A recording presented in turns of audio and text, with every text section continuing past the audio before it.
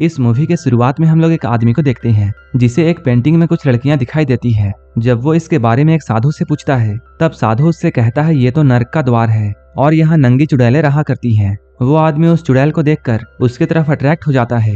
इसके बाद वो उस नर्क के द्वार में चला जाता है। वहां जाने के बाद उसे 3 सुंदर लड़कियां दिखाई देती हैं। इनमें से जो सबसे सुंदर थी उसे वो कमरे में लेकर जाता है। इसके बाद वो उसके करीब जाता है। वो चुड़ैल भी इस आदमी को देखकर अपने सारे कपड़े उतार देती है। इसके बाद इन दोनों के बीच में क्या होता है ये हम इस वीडियो में आगे देखेंगे। तो चलिए इस मूवी को शुरू करते हैं। मूवी के शुरुआत में हम लोग मिस्टर चू को देखते हैं जो कि एक होटल में खाना खाने के लिए आए हैं। तभी यहाँ पर मिस ली नाम की एक लड़की आती है। यहाँ मौजूद कुछ बदमाशों की नजर मिस ली पर पड़ती है। ये सभी लोग मिस ली को एक लड़का समझ रहे थे। इसके बाद वो लोग मिस ली के पास आकर उसे अपने साथ खाना खाने के लिए कहते हैं। ली जब इन बदमाशों को मना करती है तब वो लोग मिस ली के साथ लड़ाई करने लगते हैं। लेकिन लड़ाई के दौरान जैसे ही एक आदमी का हाथ मिस ली के सीने में जाता है तब ये लोग समझ जाते हैं ये लड़का नहीं बल्कि एक लड़की है। अब वो लोग मिस ली के साथ जबरदस्ती करने की सोचते हैं। ली इन लोगों से बचने के लिए जोर से चीखती और चिल्लाती है। तभी मिस्टर चू यहाँ आकर ली की मदद करते हैं। वो सभी बदमाशों को मारकर ली को लेकर यहाँ से भाग जाते हैं। ये लोग भागते हुए एक साधु के आश्रम में पहुँचते हैं। जैसे ही ये लोग आश्रम के अंदर जाते हैं इनकी नजर एक छोटे इंसान पर पड़ती है जिसके सामने एक नॉर्मल सा कुत्ता बहुत बड़ा लग रहा था। वो कुत्ता उस छोटे इंसान को खाने वाला था। तभी ली और चू यहाँ पहुंचकर उस कुत्ते को यहाँ से भगाते हैं। इसके बाद ये लोग इस छोटे इंसान को देखते हैं। वो छोटा इंसान इन दोनों को इशारे में ये कहता है कि मुझे उस जगह पर ले चलो। छोटा इंसान कुछ मंत्र को पढ़कर अपने शरीर को बड़ा कर लेता है। असल में ये इंसान गुफा में रहने वाला साधु है। उस साधु का अपना आकार बदलता हुआ देखकर ये दोनों बहुत डर जाते हैं। इसके बाद चू अपना तलवार निकालता है। चू के तलवार को देखकर वो साधु भी बहुत डर जाता है। वो इन दोनों से कहता है मैं कोई शैतान नहीं हूँ बल्कि मैं तो एक साधु हूँ। मेरा नाम वोंग है। मैंने अपने शरीर को छोटा और बड़ा करने की कला अपने गुरु से सीखी थी। साधु की बात को सुनकर इन दोनों का डर खत्म हो जाता है। ली यहाँ पर नहाने के लिए जाती है। इसके बाद साधु और चू बैठकर बातें करते हैं। तभी अचानक आसमान से बिजली गिरती है। इस बिजली की वजह से साधु को तो चोट लगती है लेकिन चू के चारों ओर एक सुरक्षा कवच बन जाती है। ये देखकर वो साधु बहुत हैरान होता है और वो चू से पूछता है तुम्हारा जन्म कब हुआ था। उसके जन्म तिथि बताने के बाद साधु थोड़ा हिसाब किताब करता है। इसके बाद वो चू से कहता है तुम्हारा जन्म बहुत ही खास नक्षत्रों में हुआ है इसलिए तुम्हारे पास बहुत खास शक्तियां हैं। साधु इसके बारे में और भी कुछ पता करने के लिए चला जाता है और चू इसी आश्रम में घूम रहा था। यहाँ पर घूमते हुए उसकी नजर एक पेंटिंग पर जाती है। जब वो इस पेंटिंग को बहुत ध्यान से देखता है तब उसे वो पेंटिंग जीवित नजर आने लगती है। इसी वक्त साधु भी यहाँ आता है। चू साधु से कहता है मुझे ये पेंटिंग जीवित नजर आती है और इस पेंटिंग में दिखने वाली लड़कियां मुझे छेड़ती हैं। साधु उससे कहता है ये तो नर्क जाने का रास्ता है और वहाँ बहुत सी चुड़ैल रहती हैं। चू साधु से ये पूछता है क्या मैं दोबारा उस लड़की को देख सकता हूँ। पहले तो वो साधु मना करता है लेकिन चू के बार बार पूछने की वजह से वो साधु कहता है हाँ तुम इस नर्क के रास्ते से जाकर उस लड़की को दोबारा देख सकते हो लेकिन वहां जाने के बाद तुम एक बात याद रखना तुम्हें 24 घंटे से पहले वहां से वापस आना है वरना तुम हमेशा के लिए वहीं फंसे रह जाओगे। चू ने जब से वो पेंटिंग वाली लड़की को देखा है वो उसका दीवाना बन चुका है इसलिए वो वहां जाने के लिए तैयार हो जाता है। इसके बाद वो साधु की मदद से दीवार के अंदर जाता है। जैसे ही वो नर्क में पहुंचता है उसकी मुलाकात पेंटिंग वाली लड़की से होती है। ये सारी लड़कियां देखने में बहुत सुंदर थी। चू उनमें से एक लड़की को लेकर कमरे में जाता है। इसके बाद वो उसके करीब जाता है और यहाँ पर ये लोग भयंकर घपाघप करते हैं जबकि बाकी 2 लड़कियां इन दोनों को एक छेद से इंटीमेट होता हुआ देख रही थी। ये दोनों लड़कियां उन दोनों का घपाघप कार्यक्रम देखकर गर्म हो जाती हैं और इसके बाद एक दूसरे के साथ खेलकर अपनी वासना को कम करती हैं। इधर हम लोग उस लड़की और चू को देखते हैं। वो लड़की चू को उसके नाम से बुलाती है। तब चू हैरान होकर उससे पूछता है तुम मेरा नाम कैसे जानती हो। तब वो लड़की चू को बताती है मेरा नाम अर्सी है और मेरे पिता एक ज्योतिष थे। उन्होंने एक भविष्यवाणी की थी जब मैं 17 साल की हो जाऊंगी तब मेरे ऊपर एक भारी मुसीबत आएगी इसलिए मेरे पिता ने मेरी रक्षा करने के लिए मुझे नर्क में रखा है। उन्होंने मुझे यह भी बताया था कि धरती से एक चू नाम का आदमी यहाँ आएगा और वो सबसे पहले मेरे साथ घपाघप करेगा और इसके बाद मेरे से शादी कर लेगा जिसके बाद मैं धरती में जाकर अपने परिवार के साथ रह सकती हूँ। इधर चू को पहली नजर में ही उससे प्यार हो गया था इसलिए वो उससे शादी करने के लिए मान जाता है।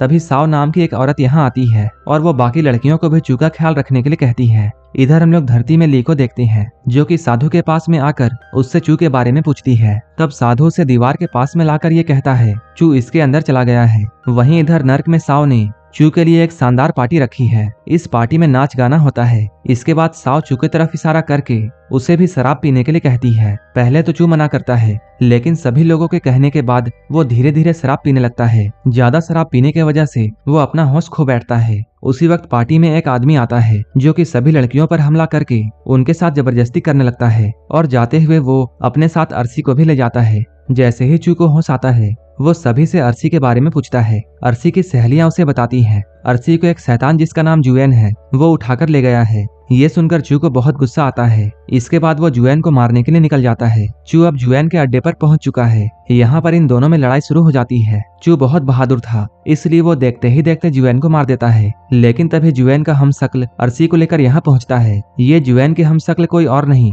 बल्कि साउ है और उसी ने बाकी लड़कियों पर हमला किया था और उसी ने लड़कियों के साथ जबरदस्ती भी की थी ताकि चू गुस्से में आ जाए और वो असली जुएन को मार दे। असल में जुएन धरती और नर्क के बीच में बने हुए रास्ते का पहरेदार था और वो इस रास्ते की रक्षा करता था, जिसकी वजह से साओ धरती पर नहीं जा सकती थी। जुएन को मारने के लिए ही साओ ने सारा ढोंग रचाया था ताकि जुएन के मरने के बाद वो आसानी से धरती पर जा सके। क्योंकि साओ यहाँ की रानी थी, इसलिए वो चू को एक काल कोठरी में डलवा देती है। वहीं इधर धरती में साधु और ली उसके आने का वेट कर रहे थे। ली के पूछने पर साधु उससे कहता है अगर चू 24 घंटे के अंदर वहां से नहीं आता है तब वो धरती और नर्क के बीच कैद होकर रह जाएगा। ये सुनकर ली चू के पास जाने का फैसला करती है। वो साधु से कहती है वो नर्क में जाना चाहती है क्योंकि चू ने उसकी जान बचाई थी और अब चू की जान बचाने की इसकी बारी है। इधर हम लोग नर्क में देखते हैं जहाँ साउ अपने जीत का जश्न मना रही थी। अर्शी यहाँ उदास बैठी हुई थी क्योंकि उसे अब चू से सच्चा प्यार हो चुका था। वो चू को काल कोठरी से बाहर निकालना चाहती थी, इसलिए वो काल कोठरी में जाकर वहाँ के सभी पहरेदारों पर हमला कर देती है और वो सभी को मारकर चू को यहाँ से लेकर भाग जाती है। लेकिन जैसे ही ये लोग रास्ते से निकलने वाले होते हैं साओ के आदमी यहाँ आकर इन दोनों को पकड़ लेते हैं। इसके बाद इन दोनों को साओ के पास पेश किया जाता है। तभी साओ उठकर चू के पास में जाती है और वो अपने मुंह से धुआं छोड़कर चू को बेहोश कर देती है। चू अभी बेहोश होता है। इस बात का फायदा साओ उठाती है और वो चू के पैजामे को खोलकर उसके हथियार की सवारी करती है। जब अर्शी ये सब करते हुए साओ को देखती है तब वो रोने लगती है। लेकिन इधर साओ उसकी सवारी करती जा रही थी और वो चू को इतना पेल देती है कि उसके मुंह से झाग निकलने लगता है। कुछ देर के बाद साओ को किसी काम से बाहर जाना पड़ता है। इस बात का फायदा उठाकर अर्शी चू के पास जाती है।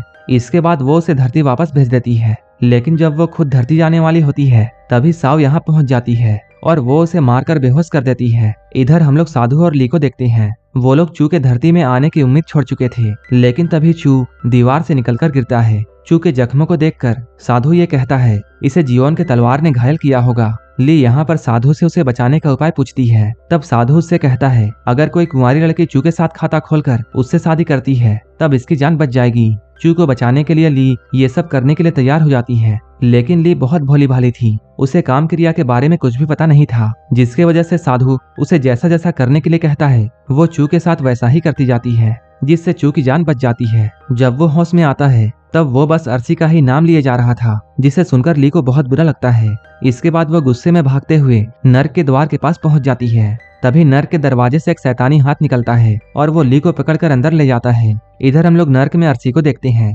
जिसे कोड़ों से मारा जा रहा था क्योंकि उसने चू को यहाँ से भगाया था। तभी साओ के आदमी ली के साथ यहाँ पहुँचते हैं। साओ ली को देखकर उससे ये पूछती है तुम कौन हो। तभी ली सभी को यहाँ बताती है मैं मिस्टर चू की पत्नी हूँ। ये सुनकर साओ ली को अपने कमरे में भेजने के लिए कहती है ताकि वो ली के साथ इंटीमेट हो सके। जब ली को साओ के कमरे में ले जाया जा रहा था तभी ली यहाँ पर अर्शी को देखती है जिसकी हालत काफी बुरी हो चुकी थी। वहीं इधर धरती में हम लोग चू और साधु को देखते हैं। साधु उसे ठीक करने की कोशिश कर रहा था। जब चू पूरे तरीके से होश में आ जाता है तब साधु उसे बताता है कैसे ली ने उसकी जान बचाई है। तभी चू साधु को यह बताता है मैंने साओ के जाल में फंसकर जियोन को मार दिया है। साधु ये सुनकर बहुत हैरान होता है। वो कहता है तुम्हें ऐसा नहीं करना चाहिए था क्योंकि जियोन नर्क के द्वार का रक्षक था। वो उस द्वार की रक्षा इसलिए किया करता था ताकि नर्क की चुड़ैलें धरती पर न आ जाए। चू पूछता है साओ कौन है और उसके पास इतनी शक्तियां कहाँ से आई। तब साधु चू से कहता है साओ एक लोमड़ी है जो कि हजारों सालों से तपस्या करके इंसान का रूप धारण की हुई है। तभी अचानक चू ली के बारे में पूछता है क्योंकि ली इन दोनों को कहीं भी नजर नहीं आ रही थी। इसके बाद ये लोग ली को ढूंढते हुए नर्क के द्वार के पास पहुंच जाते हैं। यहाँ पहुंचकर इन दोनों को ली का दुपट्टा मिलता है और इस दुपट्टे को देखकर ये दोनों सब कुछ समझ जाते हैं। इसके बाद ली को बचाने के लिए चू जबरदस्ती साधु को लेकर नर्क में फिर से पहुंच जाता है। नर्क में पहुंचने के बाद ये लोग सबसे पहले अर्सी को छुड़ाते हैं। इसके बाद ये तीनों मिलकर ली को छुड़ाने का प्लान बनाते हैं। इधर साउ ली को अपने कमरे में ले जाकर उसके साथ भयंकर घपाघप करने की तैयारी कर रही थी। जैसा कि इन लोगों ने प्लान किया था, साधु अपने बड़े से रूप को बहुत छोटा बनाता है। इसके बाद साधु साउ की अंधेरी गुफा से होते हुए उसके पेट के अंदर घुस जाता है और अर्सी जल्दी से जाकर साउ के नीचे लेट जाती है। तभी साधु साउ के पेट के अंदर से उस पर वार करता है, जिससे साउ के पेट में बहुत जोरों से दर्द होता है और वो अपने दर्द की वजह से अर्सी को धक्का देती है। तभी चू यहाँ आकर अर्सी और ली को लेकर निकल जाता है, क्योंकि पेट के दर्द की वजह से साउ कुछ भी नहीं कर पा रही थी। लेकिन जल्द ही साउ को यह पता चल जाता है कि उसके पेट के अंदर कोई तो है। इसके बाद वो अपने पेट को जोर जोर से हिलाने लगती है। इधर ये तीनों जब निकल रहे होते हैं, तभी साउ के सिपाही इन तीनों पर हमला कर देते हैं। ये तीनों इन सिपाहियों से लड़ रहे थे, लेकिन तभी साउ भी यहाँ पहुंच जाती है। वो अपनी शक्तियों से इन तीनों पर हमला करती है। ये तीनों साथ मिलकर साउ से लड़ते हैं और ये लोग मिलकर साउ को हरा देते हैं। इधर साधु को जैसे ही मौका मिलता है, वो साउ के पेट से निकलकर बाहर आता है। ली इस लड़ाई की वजह से बहुत घायल हो चुकी थी, जिसकी वजह से उसकी मौत यहीं पर हो जाती है। आखिर में साधु चू के पास में आता है और वो अर्सी और चू को नर्क के द्वार का हिफाजत करने के लिए कहता है। इन दोनों के साथ ये मूवी यहीं पर खत्म हो जाती है। इसी तरह की मूवीज के लिए आप हमें टेलीग्राम और इंस्टाग्राम पर फॉलो कर सकते हैं, जिसका लिंक डिस्क्रिप्शन में दिया हुआ है। और ये मूवी अच्छी लगी हो तब एक लाइक जरूर कर देना और ऐसे ही मूवीज के लिए मेरे चैनल को जरूर सब्सक्राइब कर लेना। तो मिलते हैं हमारे नेक्स्ट वीडियो में।